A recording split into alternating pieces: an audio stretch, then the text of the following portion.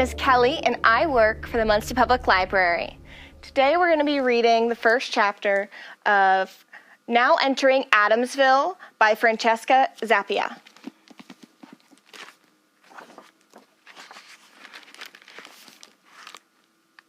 George Mosrell's house went up in flames at 2:59 a.m. on a frost-tipped October morning. Mosrell was 80, lived alone in a northeast side of town, and spent his days cleaning the bathrooms at Addamsville High. He was liked in the way outdoor art installations are liked, for his quirks and his reliable performance. His performance ended while Addamsville slept.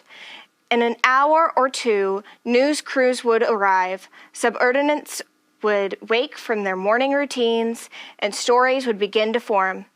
How it happened, why it happened, whether or not Mosrell would or already was haunting the ashes of his house or the hallways of the high school, because Addamsville was so obsessed with its ghost stories, it couldn't even hold off for a couple of hours after an old man died.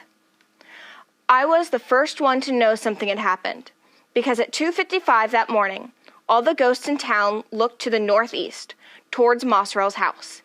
In the street and in yards, peering out windows and patrolling sidewalks, they stopped, they turned, they stared. Mom had always told me to pay attention when the ghosts reacted, because they rarely reacted to things in our world, and they always reacted to things in theirs. I paused in the driveway, skin crawling on the back of my neck, when I heard footsteps coming towards me, and a faint voice said, "Zora?" It was 2:56 when I jumped inside a plastic garbage can to hide from my cousin. I stifled my breath with fraying hood of my sweatshirt so that I could track her footsteps coming towards me. The can had wheels on one side and wasn't designed to hold 160 pounds of a living human on a sloped driveway, so I had to shift on a damp bag of trash to keep the whole thing from tipping over. The smell stung my nose. Both wheels tapped lightly on the asphalt. She, like everyone else in town, couldn't see our spectral neighbors and wouldn't have noticed anything was wrong. "Zora," her whisper trailed through the cold darkness. I pressed my lips together to keep the swearing gagging inside. Trust her to be out at this time of the morning, doing her research. The footsteps moved towards the can and stopped. The strap of her backpack rustled against her peacoat. "Zora, are you... Please don't tell me you got in there." She would never hide in the trash, the elitist. She only hid in luxury cars and walk-in closets. She sighed, paused, and then, somewhat reluctantly, "I'm on my period and Mom brought out the bathroom garbage today." I shot out of the bag. The can tilted on its wheels, spun, and crashed down the driveway, spilling me on the asphalt with a disgraceful squawk. The black trash bag tangled around my legs, and I kicked it away, growling, as I got my bearings and scrambled to my feet. "Gross!" I hissed at her. "So gross!" Artemis put her hands on her hips and gave me her best look of disapproval. Her shiny blonde hair was pulled back in a stick-straight ponytail, and her eyes looked like black pools in the automatic light above her garage. I glanced up at the towering Victorian. None of the lights had come on inside at the sound of the disturbance, thankfully, which meant Aunt Greta was still asleep. The ghost had disappeared from the driveway in the yard. "Periods are not gross," Artemis said. "They're natural, and the waste has to go somewhere." "Yeah, I have them too, and I say they're gross." "Why are you hiding in our garbage cans? You're not rooting through our garbage, are you? If you need food or something, just ask. My mom isn't as bad as you think." "Oh my God.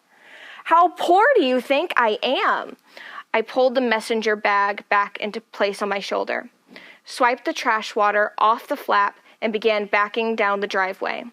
I never felt grungier than when I was standing next to Artemis. Soaking in garbage did not help. I don't need to dig in your trash, and if you tell your mom I was here, I'll cut off all your hair. I know where you sleep. She rolled her eyes and followed me. I walked faster. Artemis and her mother lived on the top of the hill on the southwest side, where they could oversee all parts of Addamsville. The town to the north, the woods to the west, the bluffs and the mines to the east, and Addamsville's lake to the south. This meant their twisting driveway, descending through the broad maples and oaks that dotted their front lawn, made my escape from Artemis more difficult than I would have liked. The ghosts had all trailed to the street, their forms shivering and disappearing into the shadows of the houses and trees, hiding from something I had not seen yet. "Why are you out so early in the morning?" Artemis asked, tailing me as I dipped into the lawn and skirted around a particularly gnarly maple tree. "Why are you all the way up at my house? And where is your car? Are you hunting again?" "I've been trying to talk to you about that. I know what happened was awful, but this is so important, and if you're back on the hunt, I can help you even better than before." I didn't say anything. She could follow me for a while, at least as long as we were on the safe streets, lit by warm, wrought iron lampposts, but once we hit the east side of town, her propriety would keep her from going any further. We reached the sidewalk and I turned east. "This is kind of creepy, Zora. You know that?" "What are you doing? If you're hunting, you should have told me. You shouldn't do it by yourself. People might think you're stealing. You aren't stealing, are you?" My shoulders prickled. I've been very careful about the hours in the morning I've conducted my business. From 2 to 4 a.m., Addamsville was silent as it would ever get, inhabited by only the dead. And since the weather had taken a turn, the hours and my freedom to roam unnoticed grew longer. If people caught me skulking around when it was dark, of course they would think I was doing something illegal. I was Zora Novak. After all, arsonist and delinquent. "Zora, come on! I don't want to call the police on you." I stopped, teeth clenched together, and turned. She stopped too. And for the first time that night, she met my stare with a look of temptation. Trepidation. Besides our height, the only similarity between us was our eyes. I spent a lot of time learning how to make mine as terrifying as possible.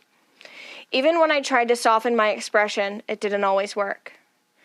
10, 9, 8, 7, 6, 5, 4, 3, 2, 1. I wasn't going to break into your house. I wasn't stealing from anyone, and I am not hunting. Her chin turtled into her cashmere scarf. "Then what were you doing?" "You're not going to believe me if I told you." "I might. I believe a lot of things, after all." She held up the moleskin notebook she'd been carrying under one arm. It was the notebook she always wrote in, the one that held all of Addamsville's stories. "Why are you out this early?"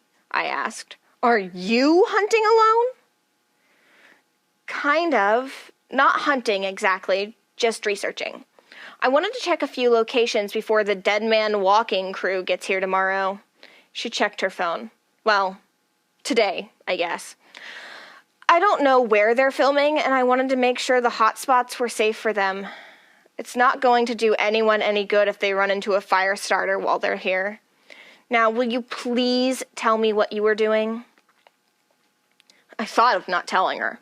Going home to my sister in a shower and what little sleep I could get before school. Artemis wouldn't call the cops on me, whether or not she knew why I was out here. She wasn't a troublemaker, and she wasn't one to report troublemakers, especially me. She kept her nose deep in her ghost research and minded her own business. But I had no doubt she would tell her mother, and that was worse than calling the cops. The mums by your front porch looked rowdy, I said. So? I sighed, undid the flaps of my messenger bag, and turned it upside down. Flower trimmings scattered to the sidewalk along a few crumpled geometry worksheets, an empty light bulb package, and a handful of pens. I picked up the pens, the worksheet, and the cardboard packaging and shoved them back into the bag. Artemis's eyebrows knotted in confusion. You pruned our mums? They looked ratty, I repeated, glancing around. Almost all the ghosts were gone. Will you leave me alone now? But why? Her expression lifted, and a manicured finger shot out to point at me. It's you! You're the one who's been going around fixing things for people and cleaning their yards, and keep it down! I darted toward her, hoping to shut her up. My sudden movement seemed to do the trick. The old Victorian houses on her street were all far back from the road and hidden by trees, so at least there was no one around to hear us. Don't tell anyone, you'll get me arrested. Artemis's brows furrowed again. Is this supposed to be some kind of repentance? She asked, head cocked with a historian's curiosity. For what? You didn't set the fires a year ago, and besides, people won't forgive you, even if they don't know that you're the one doing all of the nice things for them. I tried asking, I said, but surprise, nobody wants a help from Novak. It's enough explanation for you. Go away. I flicked my hand, peppering her with garbage water, and started east again. Bootsteps clopped up the sidewalk behind me. Zora, wait! The hunting!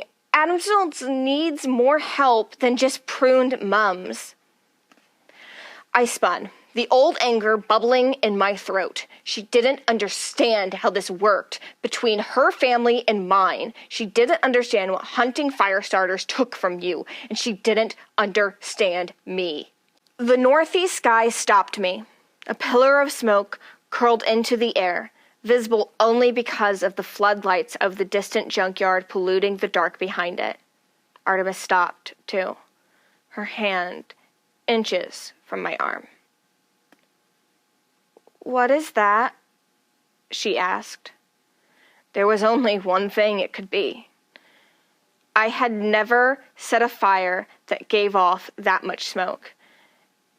But I'd seen it on television and in pictures. It spilled black and angry from the doors and windows of houses while their roofs caved in and their walls cracked. It was the fire of buildings being devoured. My heart skittered to the lowest reaches of my chest, the blistering heat, the deadly light.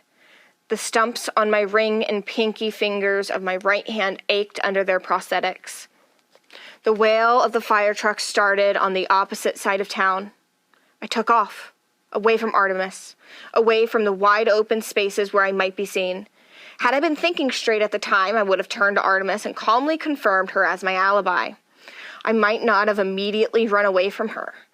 I might have paid more attention to the ghosts, because for them all to disappear as they had meant there was something very wrong going on in their world, and meant there was a fire starter nearby. But I never thought straight when it came to fire. Losing 2 fingers because of it will do that to you. So I ran until I was alone, until I met the protective covering of trees and hills of the east side, where the trailer park nestled quietly in the early morning. There were no dead here, though. There should have been. They'd made themselves scarce. I hiked up the curving trail to the top of the bluffs to find the Novak trailer, sitting dark and still. Artemis hadn't followed. The trees hid the town from here, but sirens still rang in my ears. They'd rattle in my head until 6 a.m., when I pretended to wake up and found my sister Sadie watching the news.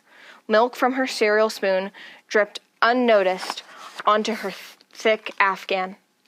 The reporter standing before the blackened ruins of the Mossrell house detailed the 2.5-hour struggle of the firefighters who extinguished the inferno and the unfortunate scene they found inside. George Mossrell was dead. The fire had burned too fast and too hot to have started accidentally. The police were now looking for an arsonist. The people of Addamsville would know what this meant. Who had a record of starting fires? Who had shown disregard and even outright disdain for other locals in the past? Who might have had a slight beef with George Mossrell because he yelled at her for dumping cold coffee in the school trash a couple of times? I'd been the center of an Addamsville story before, but never like this. All right. And that was the first chapter of Now Entering Addamsville by Francesca Zappia. And if you liked that, then come to the Muncie Public Library and check it out, or you can put it on hold and come pick it up. All right. Thank you so much.